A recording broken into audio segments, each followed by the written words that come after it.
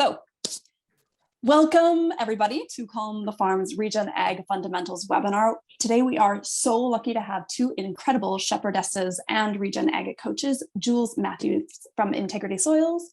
Want to give away, Jules? Hello. And hey, and Chantelle Fisher from Soils Matters. So I'll give a hi. There you go. I will let them both introduce themselves shortly, but first up, just want to reiterate some of that housekeeping, which is this is a recorded webinar. So for anybody who's interested, we'll be sending out the link later on. So anybody who hasn't been able to attend, you'll still be able to watch it. The first half of the webinar will be a moderated Q&A. But before opening it up to the audience, we'll be having a good conversation. And then it'll be 20 minutes of Q&A after that. So feel free to add any of your questions or comments into the chat or the Q&A feature at any stage. And we'll endeavor to bring them into the conversation and then get them answered as we move through. We'll be ending the webinar at 1 p.m. So if you have any questions, make sure to get them in plenty of time so that we can start to address them, because you have some incredible wealth of knowledge here today to have questions asked. So jumping right in, I'd love to chat with you, Chantelle, and tell us about yourself and how you first became curious about this thing called regenerative agriculture. Hello. Okay, so well, I suppose I've always really enjoyed learning. That's just something that I've always, I don't know, I used to always love researching things. And so while I was shepherding, I would be listening to podcasts quite often, like while I was fencing or in the yards, drenching lambs and stuff like that. And at the time, I had sort of delved into the human health side of things, and I was really enjoying learning about, I suppose, having a resilient health system, what you can do to help yourself be as healthy as you can. And yeah, sort of just found that it keeps circling back to health is in your guts, and that having good microbes in your tummy is a good starting point for having a healthy system and being able to recover from challenges if, you know, like we are sort of designed to deal with challenges also. And so it's not that we're trying to avoid having challenges, it's just how we can handle them, I suppose. And so yeah, kind of kept circling back to that, and then found that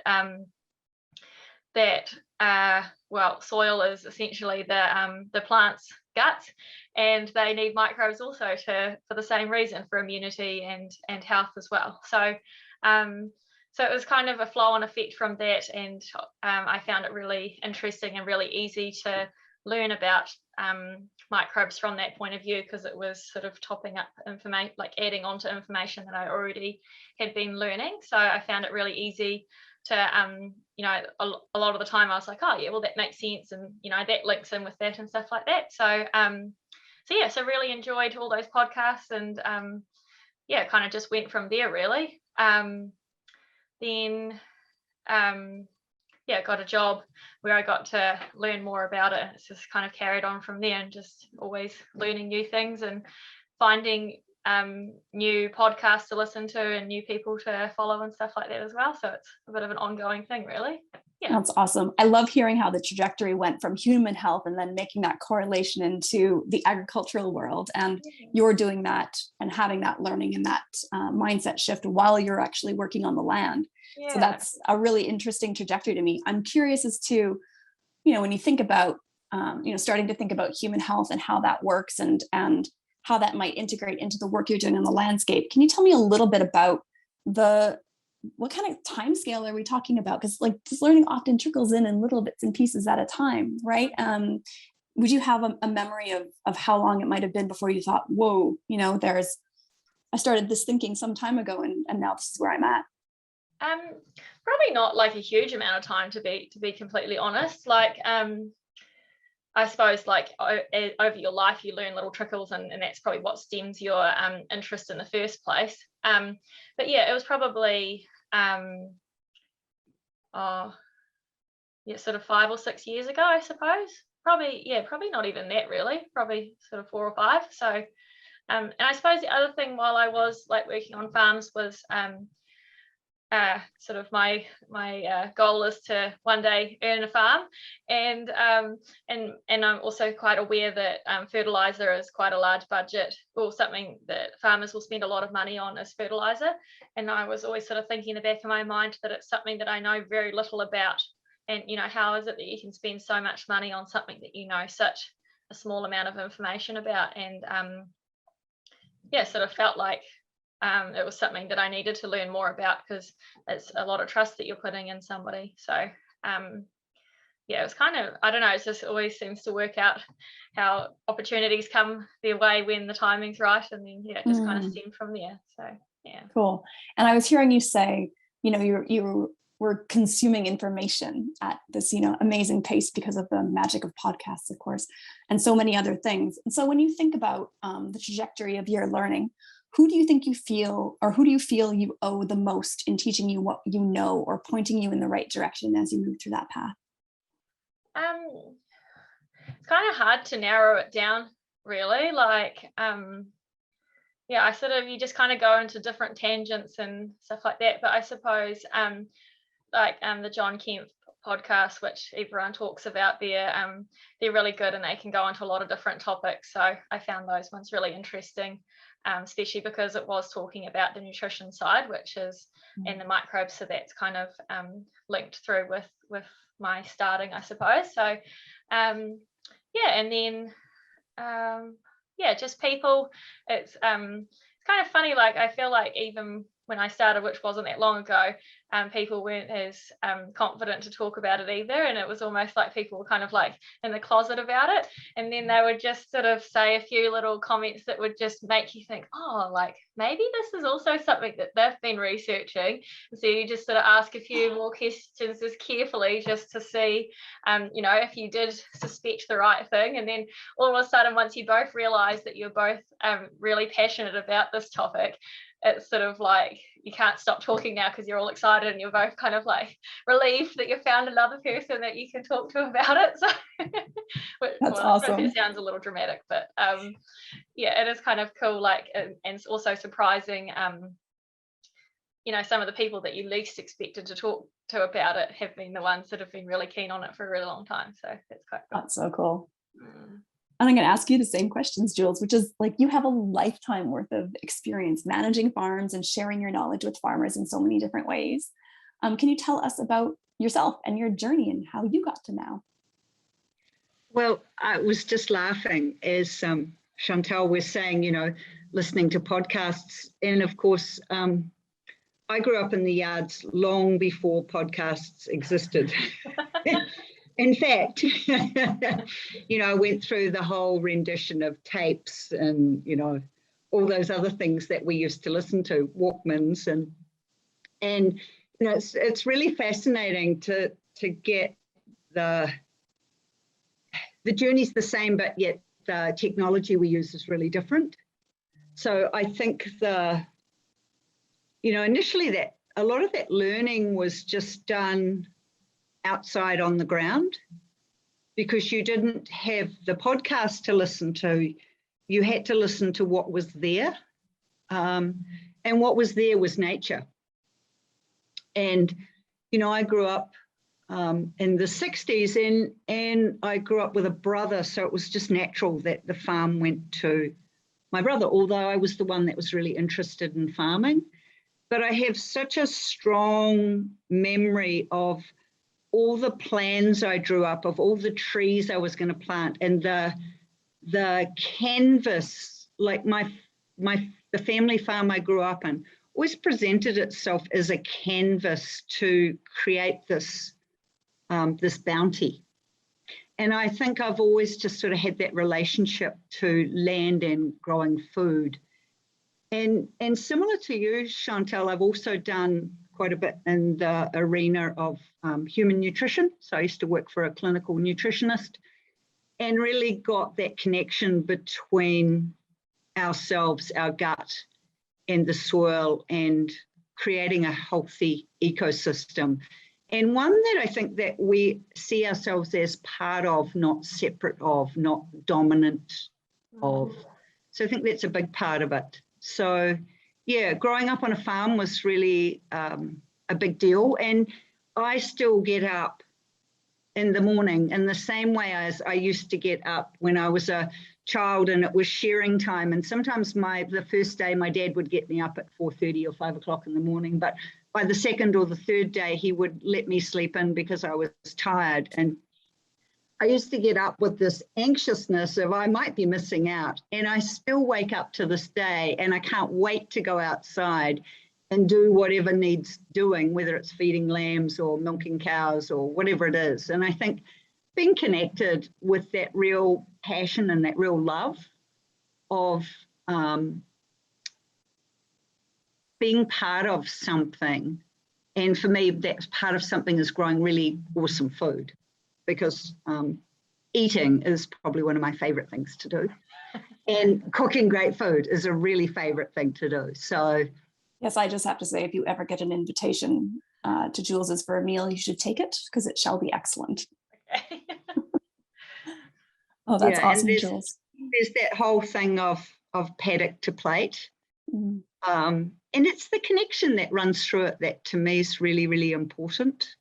And I think we're, as human beings, we're really busy. A lot of people are trying to put the right thing in their body, but I think more than the right thing, you know, whether it be a piece of meat or a oat milk or whatever you think that is, it's not so much what you're eating, it's the connection with which it was grown and produced. And it's the important piece, I think. Yeah, that leads me to ask you, so I've spent some time with you on the farms that you've been on, and I'm always amazed at the things that you notice that completely escape me.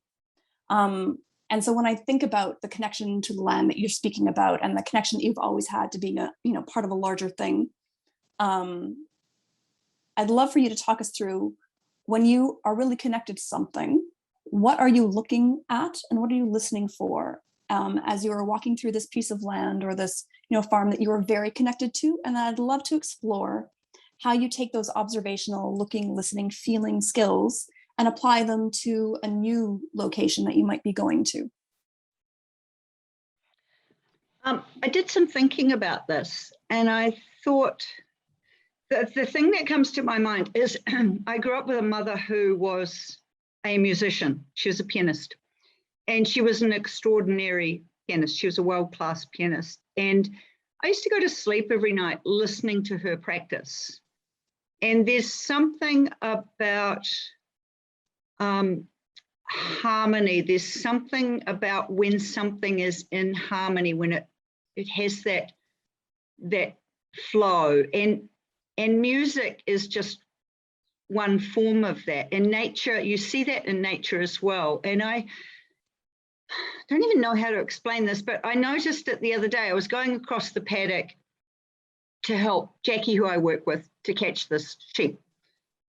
And as I went across the paddock, I stopped and picked up a lamb, because what I'd seen was a wet, cold morning. And what I'd seen is I knew that lamb was hypothermic, but I knew it was hypothermic because of the way it was lying.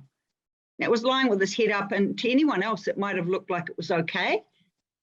And Jackie had gone by it and hadn't seen it as a problem. So what is it that has you see something that someone else doesn't see? And I've always seen it. I used to go with my dad around the sheep, and I'd sit on the back of the bike, or we'd walk together, and I would always spot things that maybe he didn't. So I don't know, is it inherent? Is it learned? I think it's a lot of both. And I think sometimes, yeah, I think you're right, Chantelle. Enjoy seeing and what attracts your attention, isn't it? And whether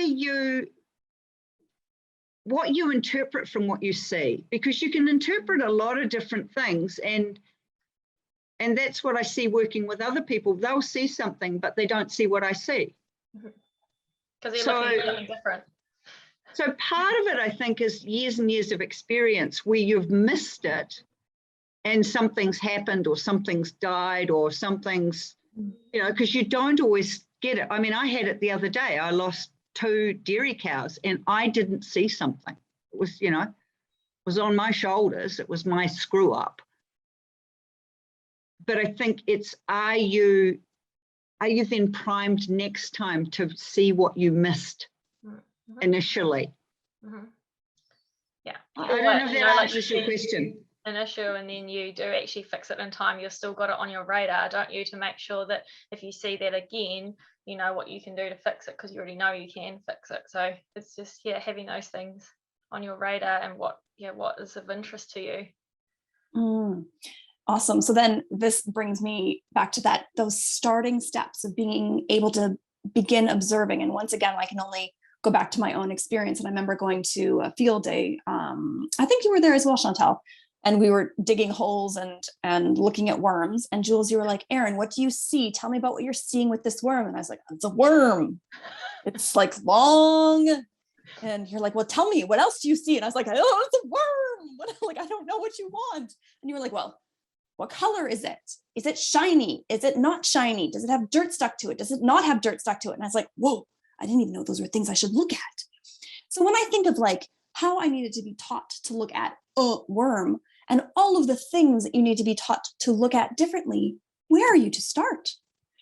So I'd love to dig into, like, Chantelle, when you're on a farm or when you're working with a producer, where do you start to open up the eyes about ways to see more deeply? Yeah, it's kind of a hard question, because I do think that it's probably a little bit of something you just kind of naturally do without being overly conscious about it, I suppose. But for me, I suppose it's about knowing the questions to ask to start with. I think that a lot of people would probably dig more holes more often if they sort of knew what to actually look for when they had dug the hole. So I think some of it is about knowing what sort of questions to ask yourself.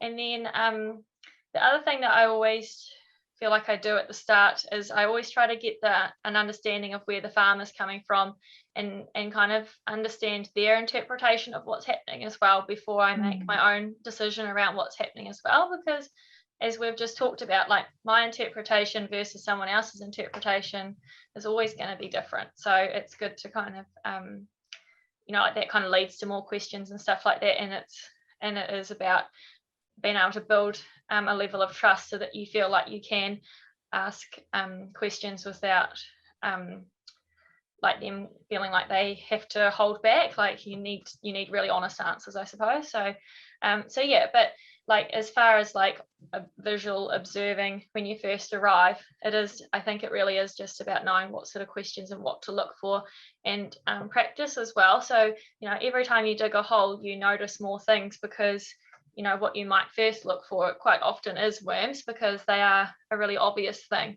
And then you look at your worms, and then as you get a good understanding of whether that's a good looking worm or whether that one there's needing a bit of help somewhere, and then you sort of go to I don't know, maybe dig up a clover and see if the roots have got nodules and whether they're fixing nitrogen. So you probably start with the easy things that are really easy to observe. Looking at soil structure and the health of the roots and whether they've got actively growing roots and things like that, I suppose. And then over time, you do start to notice more and more finer details. So yeah, it's just a process, I think.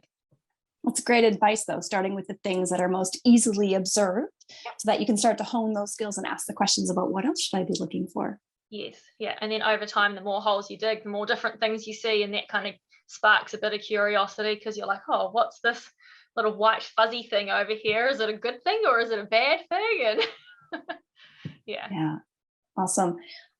Jules, I'd like to move over and ask about the farmers that you work with, and as you're starting to help develop these observational skills, what are the things that make the light bulbs go off, or what are those first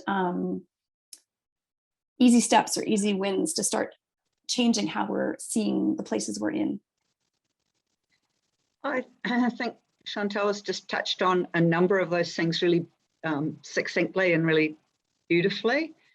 And it's little things like, here in New Zealand, I mean, huge percentage of our soils are compacted, but it's getting the connection between hearing that or getting the statistic on that and seeing that in reality. So if you dig a hole and a farmer can see that their rooting depth hasn't gone beyond 50 millimeters or 2 inches, and they know that, you know, it's going to get dry and drought is a problem or flooding is a problem, and they can start to see the link between the management practices they have, the impacts they're having, or the physical reality they have with their soil, their plants, their roots, their infiltration, all those things that you're looking at. When they get the connection, and I think that's it, it's about connecting those pieces of information, because it's not so much what we know, it's how we pull the threads of that knowing into empowering or enabling us to be able to take an action that will give us the right outcome. And that's dependent on the context we're in. And again, you know, Chantelle really touched on it. It's like, firstly, you've got to find out what is important to people, what really matters to people, because that varies greatly. You know, for some it may be finances because they're at that point that they've got to get that sorted, or it could be getting more diversity in the system because their finances are quite stable. But yeah, it's linking those, it's linking what you're seeing back to what actions you can be taking to shift things in the direction you want to go. So doing diagnostics is huge. Mm-hmm. Yeah, and I love that answer, which really just speaks very clearly to the beautiful complexity that is regenerative agriculture, because there is no answer, right? When the question is, what's the first thing I should observe? The answer is always, well, it depends. It does. And I've got a cute little story, actually, because I'll tell a story about Harv. So Harv is quite a character I work with. And Harv called me this time last year, and he said rather eloquently, in very colourful language, Jules, it's all stuffed. I just want to put nitrogen on because, you know, it's just not working. He called me a couple of weeks ago and he's like, you won't believe it. The local dairy farmers stopped in. The place is humming. It's never looked this good. Everyone wants to know what I'm doing. And I said, that's the difference in 12 months, Harv. And you know, he was looking for something different 12 months ago, because he was looking to see a result above ground, and he didn't get that. Firstly, it was going to happen below ground, and then this year he can see it above ground. And it's like, yeah, I think we're looking for the answer instead of looking for sort of with more maturity, getting there's a longer term game we're playing here. Mm-hmm.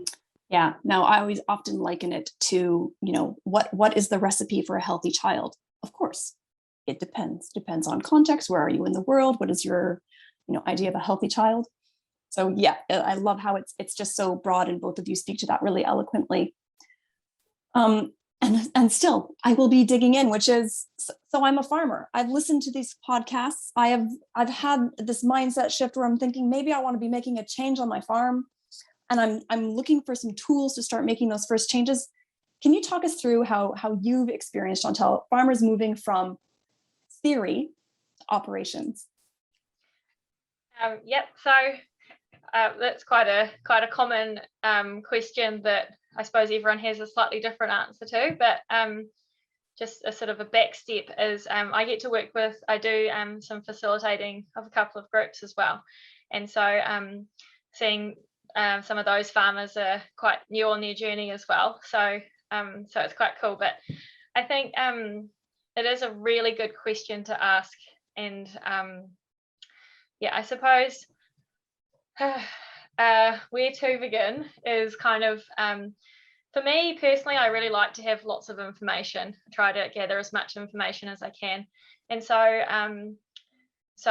a test is something that's a range of tests, I think, are a really good start. So obviously you can do soil tests, even within them. Like you can test for nutrients that are available to the plant quite readily, and you can also test for what is stored in your reserves as well. So doing like a test of totals is a really good start. Soil food web tests give you a really good indication of where you're starting as well. Herbage tests and Sept tests as well. They all kind of answer different questions and kind of help you narrow down the direction that you want to head by working out where is your limiting factor, I suppose. But to probably take a step back, I think it's really, really important to record where you've started from as well. That was kind of what I was going to say with some of the other farmers with the group was so I've been with these farmers for probably been nearly 2 years, but hasn't been a very long time. And just a little while ago, we had an expert, and just the quality of the questions that the farmers were asking was just really incredible. Like, I was so proud of them. And I sort of wish that I'd written down a lot more of the questions that they were asking at the beginning, because even in that 12-month period, the quality of the questions was just phenomenal, and the changes that the farmers had made in that short amount of time was quite large as well, as far as like what you visually can see, but also in the way that they make decisions and see things as well. So definitely from the start, take lots of photos and write down lots of questions, and so that you can always look back on them, because you do get so excited about this path, and you're always thinking, oh, I've got to keep trying this, I've got to try this, and you sort of keep thinking about what you're going to do going forward. And it is important to stop and look back and see how far you've come as well. That is awesome advice. So like, record where you're at, recognize where you're starting, take those tests to find out where do you have abundance, where do you have lack, what's your limiting factors, and then be able to record that journey forward. Yeah. And then I think another really important thing is farmers teaching farmers. So having that support and reaching out to a bunch of people, and like, I think that it helps give you the confidence to make some changes, because a lot of changes are quite scary. It also means that you're not necessarily having to reinvent the wheel either. If you can learn off someone else's doings, then you can modify them or suit them to suit your system, and modify them to be a little bit better if that's what you need to do. So That's awesome. so I think getting tests, getting the support, and taking lots of observations and recording them is really important for getting started. That's awesome. And Jules, I'd love to hear from you. Can you tell me, in your opinion, what are the most common, and I call them like cycles of by the calendar doing, that you see farmers doing that would highly benefit from observing closely? And by the calendar doing, I mean like, well, the urea truck comes every second Wednesday, or we drench the lambs at this age. Those things that people do by rote or by calendar. Can you tell me about how observation might be able to change some of those things? And I'll share a little story about what happened last year with us. And we had kind of a wet, cold spring, and the lambs were doing well, but lambs get what I call a bloom to them, and you just want to pick them up and cuddle them, because they look so healthy and good. They almost glow, Yeah. Anyway, the lambs didn't have the bloom, and it was like, are they suffering from a parasite load? Is it weather related because we haven't had much sunlight? They've certainly got a lot of feed in front of them, and they've got minerals. So why is it they lack their bloom? Now, typically, a farmer would see that and automatically reach for a drench gun. And I think that's the kind of thing that if you can just push pause and do some more thinking. And I like to say, I'm insufficient, so I'm going to go outside of myself to help get some more thinking or new different thinking, because, I'm limited. I think we're all limited. You only know what you know. Yeah, exactly. And I had an interesting conversation with Cynthia Northcote, and her husband Pat was a vet, and he did a lot of trialing on fecal egg counts on lambs on mum and off mum, and really discovered some interesting stuff about what sort of levels of fecal egg counts can be really impactful and at what stage and whether they're on mum. So anyway, I took that information and then I did some fecal egg counts, and some of them were really high, some of them weren't. And then I made an executive decision to do a organic herbal drench and a probiotic. And I thought, well, I'll do that and then I'll monitor it. Well, I did that, and then the sun came out. And the lambs look really good. So was it the herbal drench or was it the sunshine? I don't know, because I couldn't do a repeat. Probably But both. Maybe it's both. But I kept monitoring them, and then I also did a whole bunch more testing. And over the season, I didn't drench my lambs at all, and I got phenomenal growth rates. But it takes something. You've got to be able to either risk it all and monitor really closely. So if you've not made the right decision, you're right there with the next decision that will put it right. Or you need to be able to set yourself up with a situation, whether it's a particular paddock you're going to fertilize differently or a particular mob of stock you're going to manage differently. So you can do a side-by-side trial and learn for yourself, because we've been trained to think that what's important is the answer. And right when we go to school, you get rewarded for sticking your hand up and going, oh, yes, miss, I know the answer. We don't get rewarded for being the person who has the next interesting question. And I think that's part of what we're trying to develop ourselves as farmers who are also learners. We're not so much looking for the right answer, but what is the strategy I might take in this situation?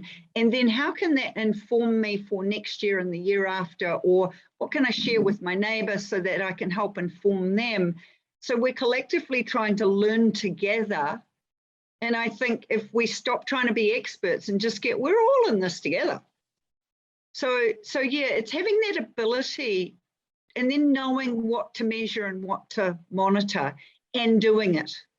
Because if you don't measure it and you don't monitor it, it's like Chantelle says, it's just all in hindsight and guesswork and memory. And that's, as you age, you'll find it's quite unreliable. Oh, that's awesome. Chantelle, I'd love you to tell me a little bit about the farmers that you work with, and what are some common things that make them begin to be curious about farming differently? Like, I'd love to learn about what are those first things when you go and meet with a farmer? Why have they called you in? What has been the impetus for starting something different? I suppose probably a common thing is looking for a change, whether it's out of curiosity because they feel like they could be doing better. Not saying that the other way is not, like I think that it's a spectrum thing, but yeah, curiosity and wanting to always constantly striving to be doing the best they can. And then I suppose the other end of the scale is farmers that have got, for example, a poor performing paddock that they've had their usual team of experts helping them and sort of haven't really found any answers or had much of a result from what they've done with it. So yeah, that's probably and then I think the overarching thing is sort of like they're farmers, but they're also environmentalists as well, and so that feeling of looking after the land and leaving it in really good condition for their next generation, in a better condition, and sort of questioning, like, is what we're doing at the moment good for the next generation, or could we be doing better or changing a few things? So there's I think there's probably quite a few reasons for wanting to make changes. It's never just one thing, but yeah. Awesome. And so I'm hearing that, farmers are moving it for a variety of different reasons. I'm curious as to if you can give us more insight as to what you're seeing on the financial outcomes as people move through these different changes. We've had people asking, what are the differences between, as you move through the regenerative transition, whatever that looks like in all of its different varying forms. Yeah. Can you give us some examples or some insight into what you're seeing on farms as people are moving into different methods? Yeah, so the finance thing is a really big topic, and I think once again from the beginning I sort of always come back to this, but having a really robust understanding around your finances. So if you're under financial pressure because you now have irrigation, it's quite a common thing that you've got quite high fixed costs now, and so you've got to find a way to make it pay, or you're under financial pressure because of you've had a lot of climatic issues in a row, and so that there has quite a big influence definitely on wanting change also.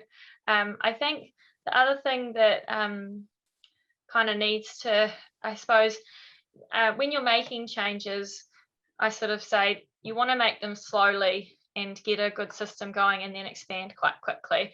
And when I say slowly, I mean on a small scale, rather than slowly in that you make a change now and then 18 months later you might make another change. Like, I think it is important that you do build momentum as well. If you are starting from quite a challenged point, you need to it's really important to focus on a small area, which might be just one paddock, and get a good understanding of what's going on, and then put a lot of effort into observing it and building that momentum, because it's never just one thing that makes a difference. It's always a lot of different things that contribute towards each other. And even talking with farmers that are further down the track, everyone's sort of always looking for what was the biggest thing that made the most change, and they're like, oh well, maybe it's direct drilling, but then they're like, well, I don't know whether direct drilling worked really well for me because I'd been doing these other things before I started direct drilling, or whether it was because of the direct drilling that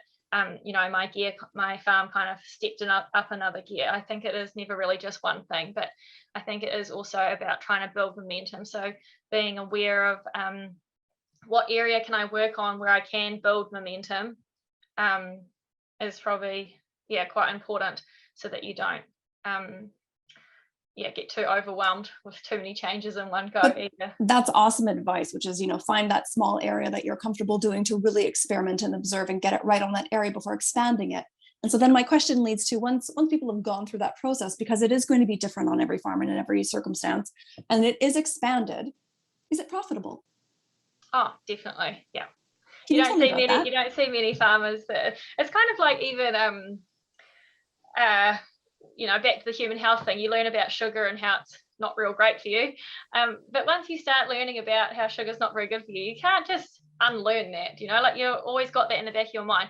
Whether that means that you never eat sugar again is probably a different thing, but having that understanding of eating the sugar is probably not real good for me, but I've done a lot of exercise already, or I'm going to do some more exercise, or trying to remediate it as well. So once you start learning about things, it changes the questions that you ask in your head, and then the plan going forward. So you might have to do something that's not going to be like overly beneficial to the land, but then the next question is like, how am I going to help it recover or make the damage less, or that sort of thing.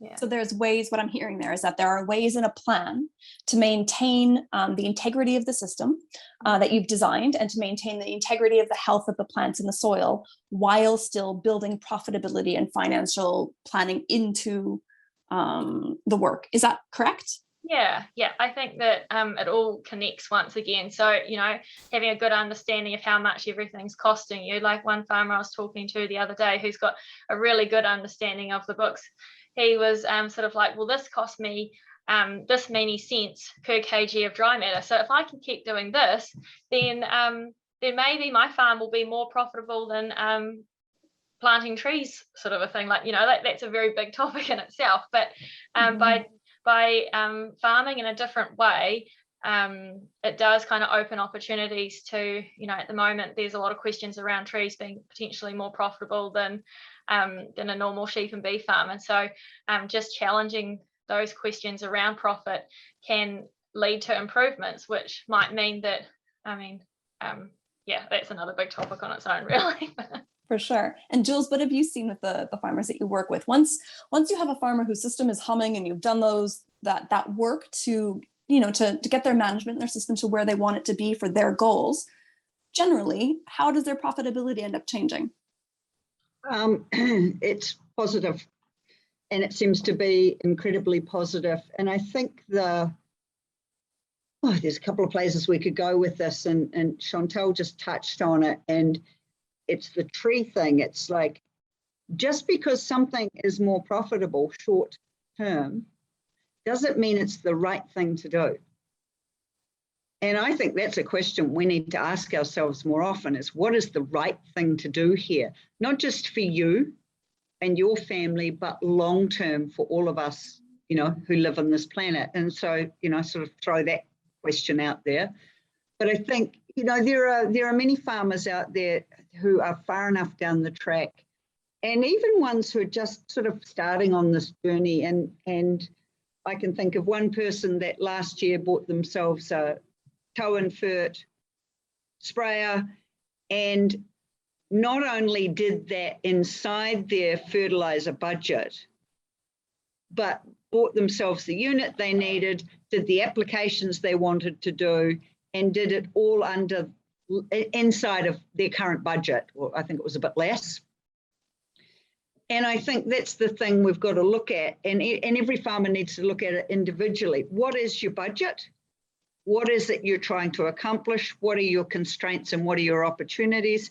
And where can you leverage those constraints and turn them into opportunities?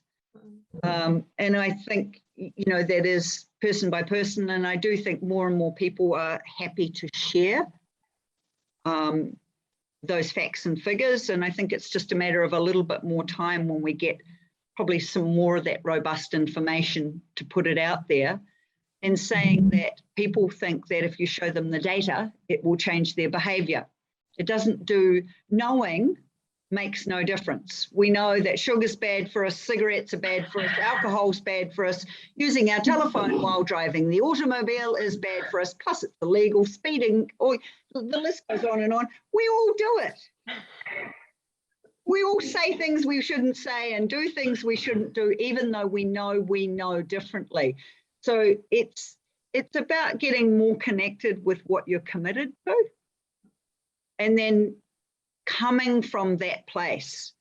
And I think the other thing is we've been trained to think very linearly as human beings, and we want to go, I took this action and it caused this result.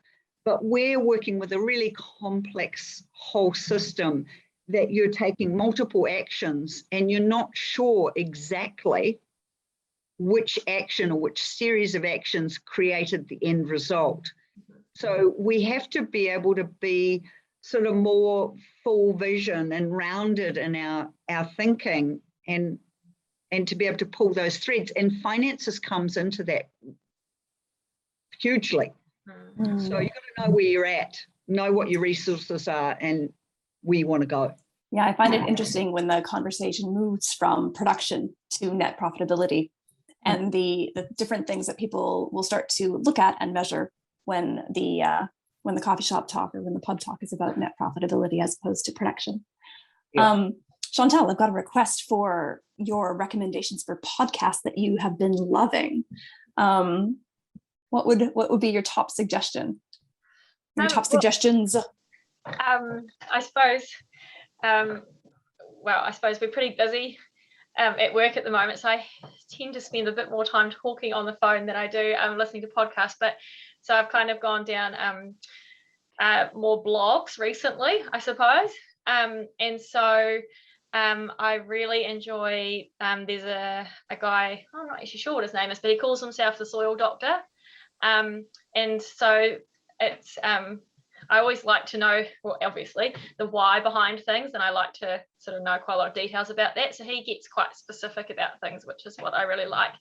And the Australian Soil Planners is another page that they're on Instagram that I keep a close eye on as well. So those are probably the main ones really at the moment. It probably changes quite regularly, but yeah, I think they're good ones to get a bit excited about. And Jules, do you have any favorite podcasts or books or things that you were like, if you should be reading this, you should be listening to this? I have lots. Of course, Nicole Masters is my favorite. and her book For the Love of Soil. And I think I really enjoy Walter Yanne's stuff. I think Dr. Christine Jones is a really good, she's a good educator, and she gives a good foundation. There's just, the list goes on and on and on. I do think, and sometimes I get from people, they'll call and go, I've just listened to so much, I've got so much in my head, I don't know where to start. And I do think it comes back to what I said before. Knowing won't make the difference. You can have all the information in the world, it's not going to make the difference. It's finding yourself that support, whether it's a coach or a neighboring farmer who can mentor you, or someone who can just partner you in your journey. Cool. I think the timing, or the when you do read books or listen to certain things, that that timing thing has quite a big impact on how much of an impact it has on you as well. Like at your stage of learning, something might resonate more with you at that time than it did if you'd listened to it another time as well. Like there's quite often that I'll re-listen or reread things as well and get something completely different out of it. So yeah. That's great advice. Yeah, I would say be wary of the over consumption of information, and just sift through it a little bit, be discerning. It's sort of like, eating too many lollies in the lolly jar, you end up just being sick. I've got a more narrowed down question for you, Jules, that maybe you can help us out with. I have somebody asking, so what are you looking for with worms? What does a healthy, happy worm look like? One, obviously a worm is, the size of a worm is an indicator of its age and its health, and you're looking for that band in the middle, and is it reproductive? But we're often looking for, does it have a lot of soil stuck to it?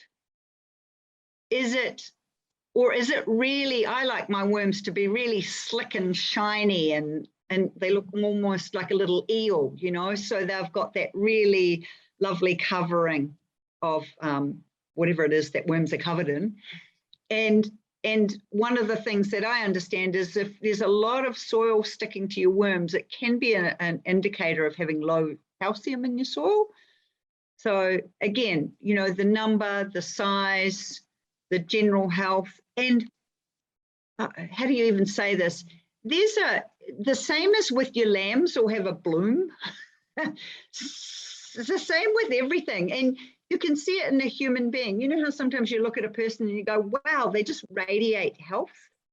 But how do you know that? You just know that. And I think it's the same for everything. A plant can radiate health, an insect can radiate health and well-being. So it's trying to tap into maybe some of those other ways of receiving information, for want of a better way of saying that. I like that. Just look for worms that radiate health and well-being. Here you go. Hope that's helpful. Love it. And Chantelle, we've got a question here. You mentioned that you were proud of the farmers you work with changing the sorts of questions that they ask as they're learning more. Can you give us an example of what you would perceive as like a new question that is a bit uninformed compared to the ones that they started asking later on as they really started diving into it? Oh, that's a bit of a tricky one. I think it probably does vary, because it is just based on, usually it's around something that the farmer thinks is something that's the limiting factor. I suppose quite a common one is around that soil disturbance of, does this mean that I'm never going to be allowed to cultivate a paddock again if I decide to become a regenerative farmer, sort of a thing. I suppose, some of those early on questions are coming from a point of concern, because they don't want to be limiting what they're doing, or not doing something that they know currently works well for their system. And then as time goes on, those questions are more from being inquisitive, and like, why is it that we want to see a slimy worm? Like, what does that, like, why is it good for slimy? Is it because it can function better? Like, it's the questions kind of change, I suppose. But Yeah, does that kind of That's answer your awesome. question? Yeah, because that makes me really understand that from your perspective. Those first questions are all about what are the rules that I need to follow? Because we're so used to being constrained to these, these are the things that you do and these are the rules that you follow, as opposed to the thinking about the whys behind it. That's really insightful. I think, Awesome. Can I add something there, Erin? I think initially people were looking for the alternative recipe, because we've got a recipe. You put on this much nitrogen, you drench your lambs every 3 weeks or whatever the recipe is. Yeah. And initially people were looking to substitute with a alternative. If you can't use eggs, you're going to use buttermilk in your cooking or like that. So, and then I think as we learn more, we start trying to better understand the relationships and how the relationships are primary to the functionality rather than the input. So it's the connection and the relationships that farmers start understanding. That's when the shift really happens. Well, that's awesome. We've got 3 questions left in our 8 minutes that we have remaining, and I think we can get through them. So to the both of you, we have somebody asking, what's the best way to go about finding a mentor or a group to be a part of?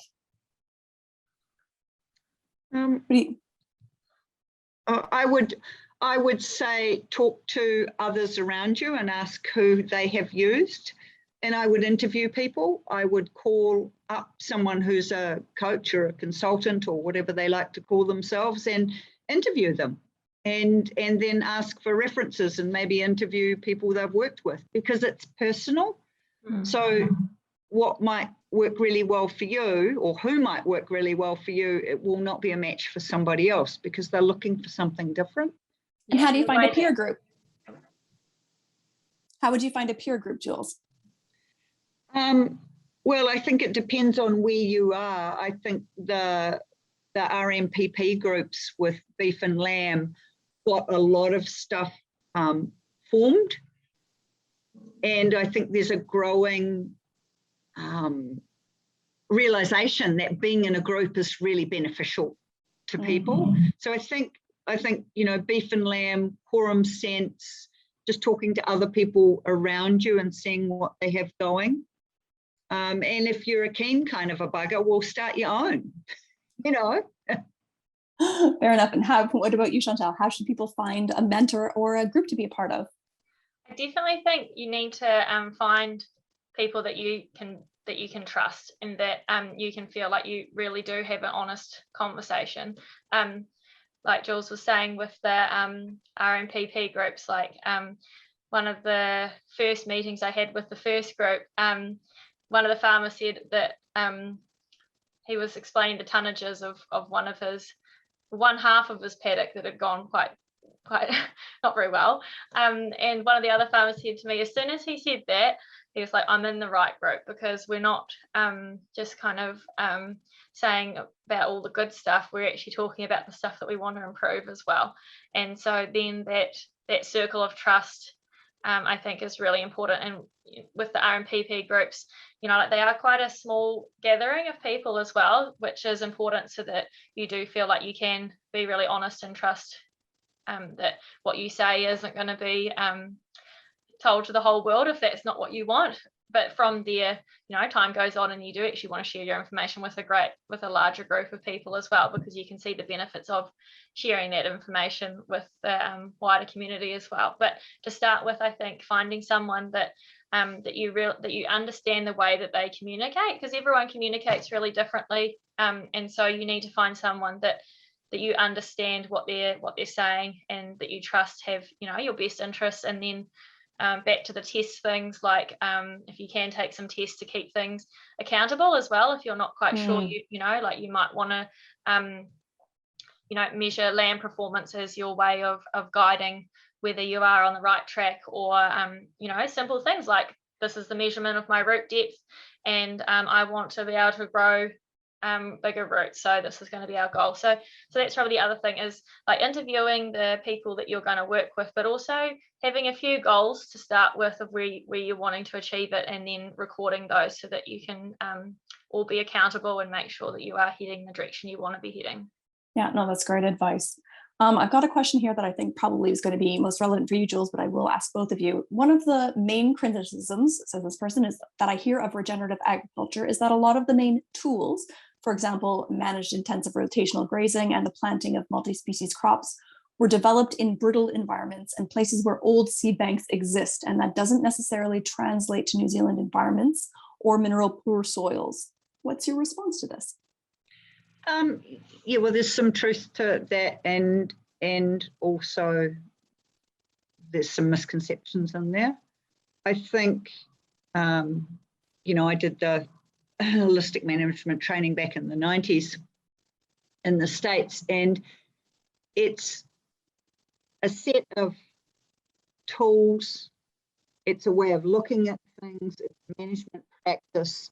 It can be adapted and needs to be adapted. I think it's like anything. The minute you're prescriptive with something, you're going to run into trouble. As far as seed banks, and I've asked the same question, you know, we don't have these great seed banks in New Zealand, but I have discovered for myself that actually there's a lot more seed there than we are aware of. And we've also, once we get that, nature is constantly signaling. So the minute you change your practices somewhere, you change the conditions, therefore you change the signals that are given in nature, and therefore you change the germination, what germinates, what doesn't germinate. So I think part of it is at least being open to discovering what is there. And that can't be done overnight. You know, it is the thing with farming, it is cyclical and it's annual and it takes time and it's a long-term game.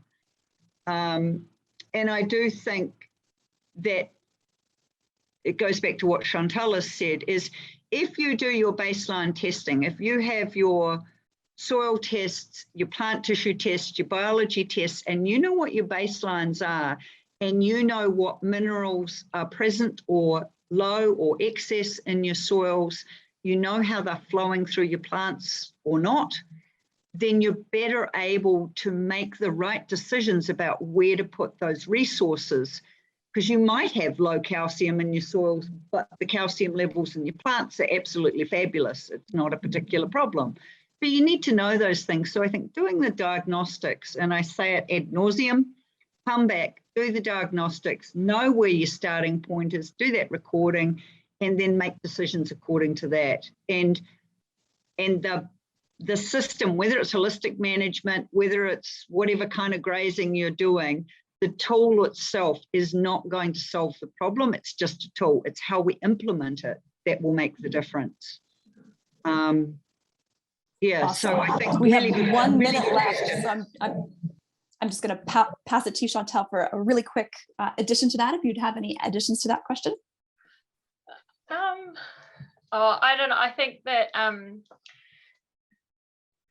mean, they're all very good questions to ask, but I think it is just something that you've just got to, you know, if you're curious, go and try it, and or see someone else that's doing it, and make that decision for yourself. Like sometimes people are asking those questions because they just need a little bit more confidence to actually to make some changes themselves as well. So yeah, they are all very valid questions, but yeah, I think they're just questions really. Like as time goes on, more and more people are surprised by the things that we can actually achieve with just trying a few different things. So we're still always gathering information. So yeah. And we will never really know if it'll work here or not unless you try it. Yeah.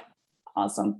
So we're going to wrap it up there. It's all the time that we have for today. We are right to the minute at the end. It has been so fantastic having the two of you, Jules and Chantelle. You have been just fantastic sources of information to be able to pick brains today. I really appreciate it. Remember, everybody, we are going to be hosting another webinar next month, so keep an eye out for the registration for that. And as always, if you'd like to get into touch with us, we're at info@calmthefarm.nz. All this recording will be available, and we'll be sending it out to all of the participants who signed up. So thank you so much for your time today, everyone. Thank you very, very much. It's been really fun. Thanks, everybody.